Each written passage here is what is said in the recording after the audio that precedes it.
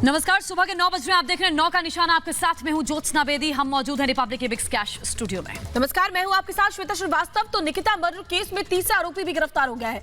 बड़ी खबर आपको बल्लभगढ़ केस से जुड़ी हुई बता दें, आज आरोपियों की कोर्ट में पेशी भी होगी। लेकिन सवाल तो सबसे बड़ा यही है कि लव जिहाद के मामले में आखिर कब इंसाफ मिलेगा। बिल्कुल, एसआईटी इस मामले में जांच कर रही है। कल एसआईटी के अधिकारी पहुंचे भी थे निकिता के घर पर। और जो ये तीसरा आरोपी हम बता रहे हैं आपको, तीसरे आरोपी की जो जानकारी दे रहे हैं उसका नाम अजरू है, जिसकी गिरफ्तारी मेवात के नूह से हुई है। अजरू ने तौसीफ को 2 दिन पहले अवैध कट्टा दिया था, जिस हथियार से हत्या कर दी गई निकिता की सरेआम।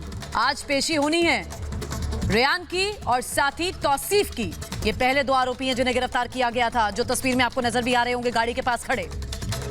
तो तीसरा आरोपी भी गिरफ्तार हो चुका है और इस पूरी हत्याकांड के पीछे जिसका भी थोड़ा भी इन्वॉल्वमेंट है, सबको पकड़ा जा रहा है। और निकिता को आखिर इंसाफ कब मिलेगा। बल्लभगढ़ में तनाव का माहौल बना हुआ है। लगातार 3 दिन से लोगों की भीड़ इकट्ठा है। देश के अलग अलग कोने से लोग परिवार से मिलने के लिए पहुंच रहे हैं लव जिहाद पर। लेकिन रोक कब, ये सबसे बड़ा सवाल।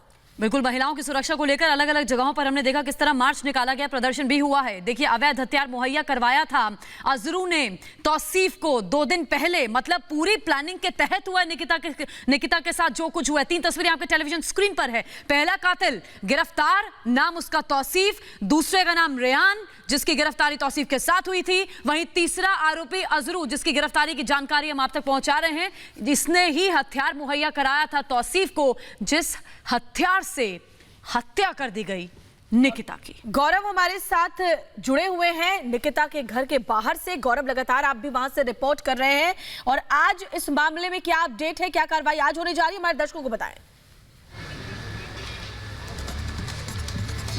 देखिए, सबसे महत्वपूर्ण निकिता हत्याकांड में जो सबसे पहले आज चीज़ होनी है, पहला ये कि इस मामले की जो जांच स्पेशल इन्वेस्टिगेशन टीम को दी थी, कल उसने अपनी जो जांच है वो शुरुआत कर दी थी। और कल वो परिवार से मिलकर उनको बताने आया था कि उन्होंने जांच शुरू कर दी और जो कुछ उन्हें पूछना था पूछ लिया था। दूसरा ये कि जो 2 आरोपी सबसे महत्वपूर्ण, जो कि तौसीफ, दूसरा रेहान गिरफ्तार हुए थे, उनकी कोर्ट में पेशी है। एसआईटी उन्हें कोर्ट में पेश करके उनकी रिमांड लेगी आगे की पूछताछ के लिए। तीसरा ये कि जिस अजरू को गिरफ्तार किया गया है, जिसने अवैध हथियार मुहैया कराया था, अब उससे पूछा जाएगा कि क्या ये हथियार खरीदने के पीछे जो मकसद है, तौसीफ ने क्या बताया था, हथियार क्यों लिया था। और मैं आपको बता दूं कि जिस नूह मेवात के इलाके से ये सभी ताल्लुक रखते हैं, ये एक इलाका जो है अपराध का बहुत बड़ा गढ़ रहा। वहाँ पर तमाम सारे आपराधिक जो गैंग है वहाँ से निकलते रहे।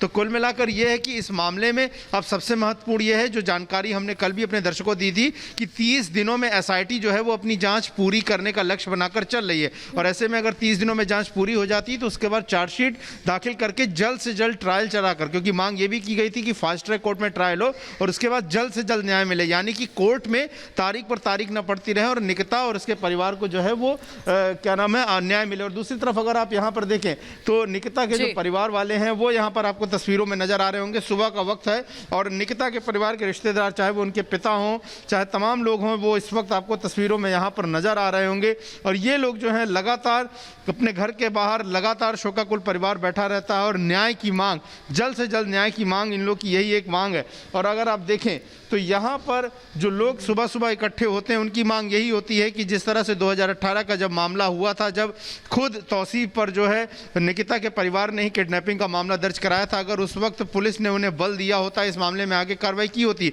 तो शायद निकिता की इस तरह से हत्या नहीं होती। और मैं आपको बता दूं कि तौसीफ जो है वो 5वीं क्लास से ही निकिता को जानता था और एक तरफा प्यार करता था और जबरदस्ती लगातार शादी बनाने का दबाव बना रहा था। और यही वजह है कि उसने पहुंचे थे उनके घर में परिवार वालों से मिलने के लिए। वहीं हरियाणा में मंत्री अनिल विज ने भी साफ कहा है कि लव जिहाद के एंगल से भी इस मामले में हम जांच करेंगे, हर पहलू पर जांच होगी इस पूरे मामले में। फरीदाबाद से लाइव मेरी सहयोगी अंजू निर्वाण भी मेरे साथ जुड़ गई। अंजू, 2 दिन पहले हथियार देता है अजरू तौसीफ को, इसका मतलब साफ है सब कुछ तौसीफ ने बहुत प्लानिंग के साथ किया है। जी, बहुत प्लानिंग के साथ किया है।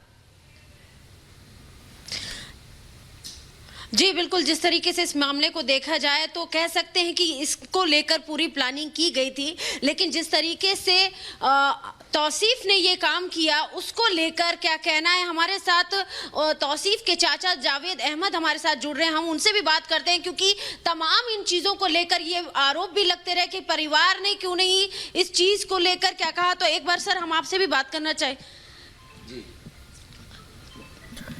तो देखिए ये तस्वीरें हम आपको दिखा रहे हैं उस वक्त की जब निकिता की हत्या उसके कॉलेज के बाहर कर दी गई थी। निकिता ने गाड़ी में बैठने से इनकार किया था। निकिता ने खुद को बचाने की कोशिश की। वो